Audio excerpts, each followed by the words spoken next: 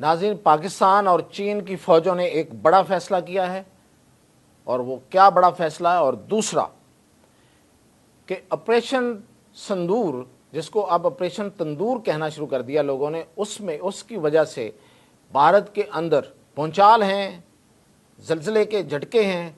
और वो क्या हैं, क्या हो रहा है वहाँ पे। वहाँ की एयर फोर्स जो है उसकी स्ट्रेंथ कम हो गई है, उसकी तादाद में कमी हो गई है। ये जो तादाद पे एक कट लगा है, ये क्यों लगा है। और फिर ये कि पाकिस्तान और तुर्की भी कुछ नया करने जा रहे हैं दफा के मैदान में। तो इन सब खबरों के साथ मियां ताहिर। तो सबसे पहले तो मैं आपको बताऊं कि एक खबर है, अब उस खबर की को बहुत ज़्यादा तस्दीक नहीं है और उसकी कोई बहुत ज़्यादा उसकी तफसील में फ़िलहाल नहीं जाया जा सकता। वो ये है कि एक अमेरिकी फ़ाइटर जेट कोबरा बाल, बोइंग कोबरा बाल, ये एक जेट है अमेरिका का, वो पाकिस्तान की सरहद पे बहेरा अरब की तरफ से आके चक्कर लगा रहा है। और बताया ये जा रहा है कि वो कुछ सूंघ रहा है, यानी उसको कोई ऐसी कोई खबर है कि जिसको वो सूंघ के, जिसका वो अंदाज़ा लगा के तो वो कोई तस्दीक करने चाह रहे हैं कि पाकिस्तान कोई पता नहीं क्या करने जा रहा है और क्या कर रहा है। अब ये एक नाजुक सूरत हाल हो सकती है। अगर ऐसा है तो इस पे अदारे अपने तरीके से इसको हैंडल करने की कोशिश कर रहे हैं। ये खबर के साथ आगे बढ़ते हैं। तो इंडिया में जो वाइस प्रेसिडेंट है वहाँ का, इंडिया का, जो बेसिकली वहाँ की पार्लियामेंट का सरबराह होता है, उसका जो इस्तीफ़ा है, उसके बाद बड़े सवालात उठना शुरू हुए हैं। वो सवालात ये हैं, ये वो भूचाल है, ये वो ज़लज़ला है जो असल में ऑपरेशन संदूर के नतीजे में बना है। कि उसकी वजह ये हुई है कि इस बंदे ने ये वादा किया था पार्लियामेंट में कि मैं ऑपरेशन संदूर पे जो बहस है उसका आगाज़ कराऊंगा, मैं इस पे लोगों से, पार्लियामेंटेरियन को ये मौका दूंगा कि वो सवालात उठाएं और गवर्नमेंट को फिर जाहिर है कि उसका जवाब देना पड़ेगा।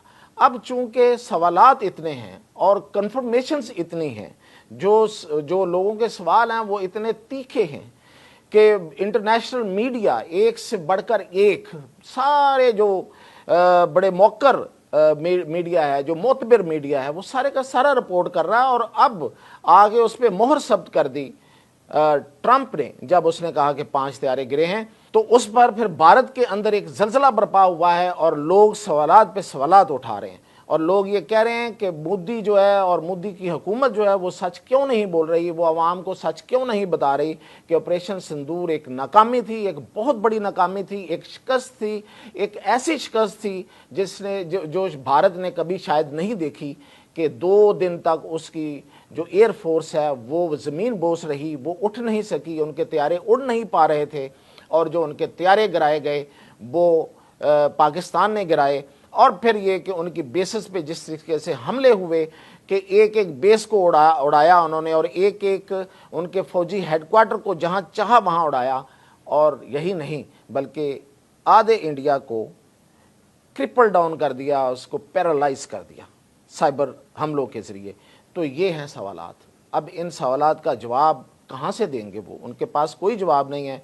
तो उन्होंने फिर उस बंदे से इस्तीफ़ा दिलवा दिया जिसने ये वादा किया था। और इसके बाद दूसरा जो वहाँ पे दचका आया है, जो दूसरा जो भूचाल आया है, वो आया है इंडियन एयरफोर्स में। इंडियन एयरफोर्स में जो मिग तैयारे, उनको उन्होंने निकालने का फ़ैसला कर लिया है। और वो जो तैयारी हैं वो बाकायदा 15 सितंबर से उनको एयरफोर्स से निकाला जाएगा। और उसके बाद इंडियन एयरफोर्स की जो साइज़ है वो कम होकर रह गया है। इंडियन एयरफोर्स के जो टोटल स्क्वाड्रन हैं वो हैं जी 42 स्क्वाड्रन थे, अब 29 रह गए हैं। यानी कि 42 में से 29 स्क्वाड्रन रह जाएंगे जब ये तैयारे निकलेंगे। ये तैयारे बहुत अरसे से इंडियन एयरफोर्स का हिस्सा थे और इंडियन एयरफोर्स जो है वो इनको बहुत बड़ा शाहकार बनाकर पेश करती रही अपने अवाम के सामने। और यही तैयारे जो हैं वो इस एयरफोर्स के लिए बदनामी का बायस भी बने रहे कि ये तैयारे इनके 200 पायलट खा गए। 200 पायलट जो हैं वो इन तैयारों के गिरने की वजह से हलाक हो गए। एक पायलट तैयारे से बहुत महंगा होता है, پائلٹ طیارہ تو آپ خرید لیتے ہیں، پائلٹ آپ خرید نہیں سکتے. پائلٹ کو کہاں سے کس طریقے سے گروم کیا جاتا ہے اور اس کی کس طرح ٹریننگ ہوتی ہے وہ جو ایئر فورسز ہیں وہی جانتی ہیں. تو 200 پائلٹ کھا گئے، اس لیے ان کو اڑتے ہوئے تابوت کہا جاتا تھا، فلائنگ کوفن کہا جاتا تھا. اب انڈین ایئر فورس جو ہے وہ ان کو نکال رہی ہے، تو اس کے بعد انڈین ایئر فورس کا سائز بہت چھوٹا رہ گیا ہے. تو یہ بھی بیسیکلی ان کا آپریشن سندور کی ناکامی ہے، اور جو ہمارا آپریشن بنیان مرصوص ہے اس کی کامیابی کا اصل میں یہ وجہ ہے کہ جس کے بعد جو ہے وہ انڈین ایئر فورس نے ان طیاروں کو نکالنے کا فیصلہ کیا ہے. اب وہ نئے طیارے کون سے لیتے ہیں یہ ابھی تک فائنل نہیں ہوا. تیجس کی ایک رٹ لگائی جا رہی ہے، وہ ابھی تک اپنی کوئی آزمائشی پرواز بھی پوری طرح سے مکمل نہیں کر سکے ہیں. اب رافیل بھی آ کے یہاں پہ ناکام ہو چکے ہیں. اب دیکھتے ہیں کہ اور کون کس ملک سے کتنے پیسے خرچ کر کے انڈیا جو ہے وہ کون سے طیارے لیتا ہے. اس کے بعد میں نے آپ کو بتایا تھا کہ پاکستان اور چائنا کی فوجوں نے ایک فیصلہ کیا، وہ یہ کیا ہے کہ جولائی کے اینڈ پہ ایک بہت بڑی ایئر ایکسرسائزز دونوں افواج، دونوں ایئر فورسز مل کر کریں گی.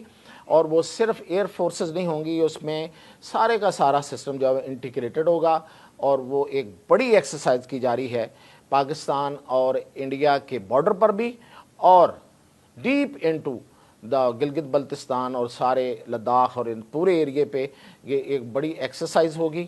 اور اس ایکسرسائز کی تیاریاں جو ہیں وہ مکمل ہیں. ادھر بھارت جو ہے وہ اس پہ نظریں لگائے ہوئے ہے کہ یہ اس ایکسرسائز میں جو اتنی بڑی ایکسرسائز ہو رہی ہے، اور وہ بھی پاکستان اور چائنا کی جو آئرن کلاڈ ہیں، جو ایک دوسرے کے دوست ہیں، ایک دوسرے کا بازو ہیں، تو وہ اتنی بڑی ایکسرسائزز کرنے جا رہے ہیں. اور اس سے اگلی خبر کہ ترکی اور پاکستان UAV یعنی کہ ان مینڈ ایئر وہیکل جو ہیں، جو بڑے طیارے ہوتے ہیں جن میں پائلٹ نہیں ہوتا لیکن وہ فائٹر جیٹ ہوتے ہیں، اور اس کے علاوہ ڈرونز جس کی ایک ورائٹی ہے ترکی کے پاس، یہ دونوں مل کے پاکستان کے اندر فیکٹری جو ہے وہ اس کا بس افتتاح ہوا چاہتا ہے. اب اس کا افتتاح باقی رہ گیا ہے، وہ افتتاح ہوگا. اور اس کے علاوہ خبر یہ ہے ایئر فورس کے حوالے سے ہی کہ ترکی کی ایئر فورس نے یورو فائٹر ٹائفون طیارے خریدنے کا فیصلہ کیا ہے. اور یہ فیصلہ تو انہوں نے بہت پہلے کیا تھا، لیکن اب یہ جو یورپین یونین کے ملک جو مل کر یہ طیارہ بناتے ہیں، اسے 4.5 جنریشن جہاز کہا جاتا ہے. اس وقت تک یورپین ملکوں کا یہ سب سے جدید اور بڑا آزمودہ طیارہ کہلاتا ہے. یہ خریدنے کا اس نے فیصلہ کر لیا ہے. اور جرمنی جو ہے، جو ان طیاروں کو ترکی کے حوالے کرنے میں سب سے بڑی رکاوٹ تھا، وہ بھی راضی ہو گیا ہے.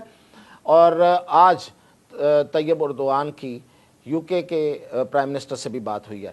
تو یہ اس لحاظ سے بڑی اہم پیش رفت ہے کہ ترکی کی جو ایئر فورس ہے وہ اس اسٹرانگ ہونا، اور وہ بھی گریس کے مقابلے میں یعنی یونان کے مقابلے میں، لیکن دراصل وہ اسرائیل کے مقابلے میں. کیونکہ آج ہی بیان آیا اسرائیل کے ایک وزیر کا کہ ترکی ہمارا اصل میں مخالف ہو سکتا ہے، کیونکہ وہ بھی اپنی ایئر فورس جو ہے وہ مضبوط کر چکا ہے. اب تک جو اسرائیل اس پورے خطے پہ، جو مڈل ایسٹ کا خطہ ہے، جو عرب ملکوں کا خطہ ہے، اس پہ اگر اس کا برتری ہے تو وہ اپنی ایئر فورس کی وجہ سے ہے. اور ترکی جو ہے وہ اس کے برابر ہی نہیں، اس سے آگے نکل رہا ہے. تو یہ بھی ایک بہت بڑی خبر ہے. اور خاص طور پہ اسرائیل جیسے قصاب اور جیسے بچر جو ملک ہے، اس کے لحاظ سے ترکی کا طاقتور ہونا یہ سب کے لیے اہم خبر ہے. یہ تھی اب تک کی اپڈیٹ. مزید اپڈیٹ کے ساتھ حاضر ہوں. YouTube پر گوگلی نیوز دیکھنے کے لیے youtube.com کی سرچ بار میں گوگلی نیوز TV ٹائپ کریں. گوگلی نیوز کے پیج پر سرخ رنگ کے سبسکرپشن والے بٹن پر کلک کرنا نہ بھولیے. YouTube پیج پر اپلوڈ ہونے والی ویڈیوز سے باخبر رہنے کے لیے بیل آئیکن پر کلک کیجیے. آپ کو ہر نئی ویڈیو کے بارے میں نوٹیفیکیشن موصول ہو جائے گا.